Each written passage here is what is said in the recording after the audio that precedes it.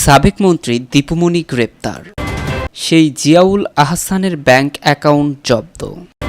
আন্তর্জাতিক অপরাধ ট্রাইব্যুনালে হাসিনা, ইনু এবং মেননের বিরুদ্ধে গণহত্যার অভিযোগ। গণমাধ্যমে হামলাকারীদের দৃষ্টান্তমূলক শাস্তি দিতে হবে। গুলিতে বিএনপি নেতা খুন, শেখ হাসিনা সহ ৬৭ জনের বিরুদ্ধে মামলা। সংসদ সদস্য আনোয়ারুল আজিম হত্যা মামলায় অভিযোগপত্র দিল পশ্চিমবঙ্গ সিআইডি। এতক্ষণ শুনছিলেন সংবাদ শিরোনাম, এবার বিস্তারিত। তার আগে আপনারা যদি চ্যানেলে নতুন হয়ে থাকেন তাহলে অবশ্যই আমাদের চ্যানেলটি সাবস্ক্রাইব করে পাশে থাকা বেল আইকনটিতে ক্লিক করে রাখুন। সাবেক মন্ত্রী দীপুমনি গ্রেপ্তার। আওয়ামী লীগের কেন্দ্রীয় যুগ্ম সম্পাদক ও সাবেক মন্ত্রী দীপুমনিকে গ্রেপ্তার করেছে আইন শৃঙ্খলা বাহিনী। সোমবার সন্ধ্যায় রাজধানীর বারিধারা ডিওএইচএস এলাকা থেকে তাকে গ্রেপ্তার করা হয়। রাতে ঢাকা পোস্টকে বিষয়টি নিশ্চিত করেছে ডিবির একজন ঊর্ধ্বতন কর্মকর্তা। নাম প্রকাশ না করার শর্তে তিনি বলেন, বারিধারা ডিওএইচএস থেকে সাবেক মন্ত্রী দীপুমনিকে আটক করেছে গুলশান বিভাগের একটি দল। তার বিরুদ্ধে চাঁদপুর এবং ঢাকায় মামলা হয়েছে। এসব মামলায় তাকে গ্রেপ্তার দেখানো হতে পারে। ওই কর্মকর্তা আরও বলেন, এখন দীপুমনিকে মিন্টু রোডের ডিবি কার্যালয়ে নেওয়া হচ্ছে। গত 18 জুলাই চাঁদপুর জেলা বিএনপি সভাপতি শেখ ফরিদ আহমেদ মানিকের বাড়িতে হামলা, ভাঙচুর, লুটপাট এবং অগ্নিসংযোগের ঘটনায় করা মামলায় সাবেক সমাজ কল্যাণ মন্ত্রী ডক্টর দীপুমনি ও তার বড় ভাই ডক্টর জে.আর. ওয়াদুদ টিপুকে আসামি করা হয়েছে। মামলার বিবরণে উল্লেখ করা হয়েছে, গত 18 জুলাই রাত 8টায় সাবেক সমাজ কল্যাণ মন্ত্রী ডক্টর দীপুমনি এবং তার বড় ভাই ডক্টর জে.আর. ওয়াদুদ টিপুর প্রত্যক্ষ নির্দেশে জেলা বিএনপি সভাপতি শেখ ফরিদ আহমেদ মানিকের জে.এম. সেনগুপ্ত রোডের মনিরা ভবন নামে বাড়িতে 1000 থেকে 1200 লোক দলবদ্ধ হয়ে দেশীয় অস্ত্রশস্ত্র নিয়ে হামলা ভাঙচুর করে। পরে তারা ওই ভবনে আগুন দিয়ে মূল্যবান জিনিসপত্র লুট করে নিয়ে যায়। এদিকে সোমবার দীপুমনি, তার স্বামী তৌফিক নওয়াজ এবং বড় ভাই ডক্টর জে.আর. ওয়াদুদ টিপুর ব্যাংক অ্যাকাউন্ট জব্দ করা হয়েছে। একই সঙ্গে তাদের মালিকানাধীন ব্যবসা প্রতিষ্ঠানের ব্যাংক হিসাবে লেনদেন স্থগিত করা হয়েছে। দেশের ব্যাংক ও আর্থিক প্রতিষ্ঠানগুলোর কাছে এই সংক্রান্ত নির্দেশনা পাঠিয়ে অ্যাকাউন্ট জব্দ করতে বলেছে বাংলাদেশ ব্যাংকের আর্থিক গোয়েন্দা সংস্থা বাংলাদেশ ফাইন্যান্সিয়াল ইন্টেলিজেন্স ইউনিট। এদিকে সেই জিয়াউল আহসানের ব্যাংক অ্যাকাউন্ট জব্দ। গুম খুনের মাস্টারমাইন্ড, ফোন কলে আড়িপাতা, মানুষের ব্যক্তিগত আলাপ রেকর্ড ও ফাঁস করা সেনাবাহিনীর চাকরিচ্যুত মেজর জেনারেল জিয়াউল আহসানের ব্যাংক অ্যাকাউন্ট জব্দ করা হয়েছে। একই সঙ্গে তার স্ত্রী, সন্তান এবং তাদের মালিকানাধীন ব্যবসা প্রতিষ্ঠানের ব্যাংক হিসেবের লেনদেন স্থগিত করা হয়েছে। সোমবার দেশের ব্যাংক এবং আর্থিক প্রতিষ্ঠানগুলোর কাছে এই সংক্রান্ত নির্দেশনা পাঠিয়েছে বাংলাদেশ ব্যাংকের আর্থিক গোয়েন্দা সংস্থা বাংলাদেশ ফাইন্যান্সিয়াল ইন্টেলিজেন্স ইউনিট। প্রতিষ্ঠানটির সংশ্লিষ্ট এক ঊর্ধ্বতন কর্মকর্তা ঢাকা পোস্টকে এই তথ্য নিশ্চিত করেছে। হিসাব জব্দ করাদের ব্যক্তিগত এবং ব্যবসায়িক অ্যাকাউন্টের মাধ্যমে সব লেনদেন বন্ধ থাকবে। আগামী 30 দিন এসব হিসেব কোনো ধরনের লেনদেন করা যাবে না। প্রয়োজনে লেনদেন স্থগিত করার এই সময় বাড়ানো হবে। লেনদেন স্থগিত করার এই নির্দেশের ক্ষেত্রে মানি লন্ডারিং প্রতিরোধ বিধিমালা সংশ্লিষ্ট ধারা প্রযোজ্য হবে বলে বিএফআইইউ এর চিঠিতে বলা হয়েছে। চিঠিতে জিয়াউল আহসান ও তার স্ত্রী, সন্তানের নাম, পরিচয়পত্রের তথ্য দেওয়া হয়েছে। বিএফআইইউ এর নির্দেশনায় আরও বলা হয়েছে, কোনো হিসাব স্থগিত করা হলে সব হিসাব সংশ্লিষ্ট তথ্য বা দলিল, যেমন হিসাব খোলার ফর্ম, কেওয়াইসি এবং লেনদেন বিবরণী ইত্যাদি চিঠি দেওয়ার তারিখ থেকে 5 কার্যদিবসের মধ্যে তাদের কাছে পাঠানোর জন্য ব্যাংক ও আর্থিক প্রতিষ্ঠানগুলোকে বলা হয়েছে। কে এই জিয়াউল আহসান? জিয়াউল আহসান সেনাবাহিনীর পাশাপাশি র্যাব, জাতীয় নিরাপত্তা গোয়েন্দা সংস্থা ন্যাশনাল কমিউনিকেশন মনিটরিং সেন্টারের দায়িত্ব পালন করছেন।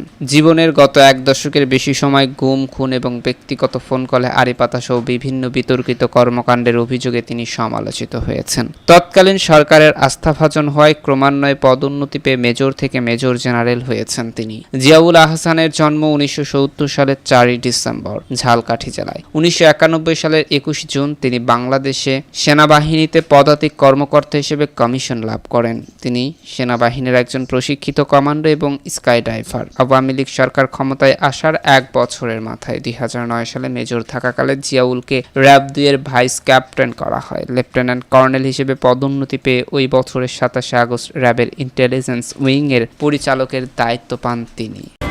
এদিকে আন্তর্জাতিক অপরাধ ট্রাইব্যুনালে হাসিনা ইনু মেননের বিরুদ্ধে গণহত্যার অভিযোগ। সাবেক প্রধানমন্ত্রী শেখ হাসিনা, 14 দলের নেতা হাসানুল হক ইনু এবং রাশেদ খান ও মেনন নজিবুল বশির, মাইজ ভান্ডারী সহ সংশ্লিষ্টদের বিরুদ্ধে আন্তর্জাতিক অপরাধ ট্রাইব্যুনালে তদন্ত সংস্থায় গণহত্যা এবং মানবতা বিরোধী অপরাধের অভিযোগ দায়ের করা হয়েছে।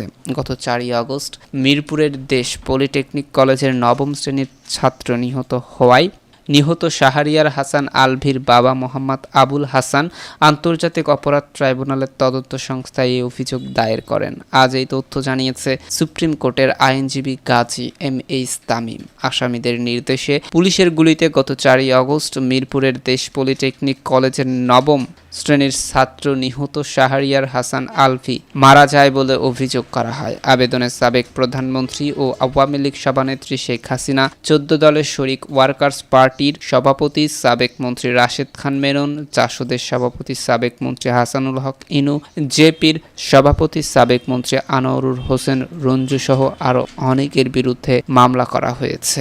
অভিযোগে আরও বলা হয়েছে, গত 30 জুলাই আসামিরা আন্দোলন দমানো, হত্যাকাণ্ড সহযোগিতা করার জন্য বৈঠকে বসে এবং সর্বসম্মতিক্রমে সকল শক্তি প্রয়োগ করে আন্দোলন দমানোর জন্য সিদ্ধান্ত গ্রহণ করে। এর আগে শেখ হাসিনার বিরুদ্ধে আরও 2টি গণহত্যার অভিযোগ আনা হয়, যেগুলোর তদন্ত চলছে।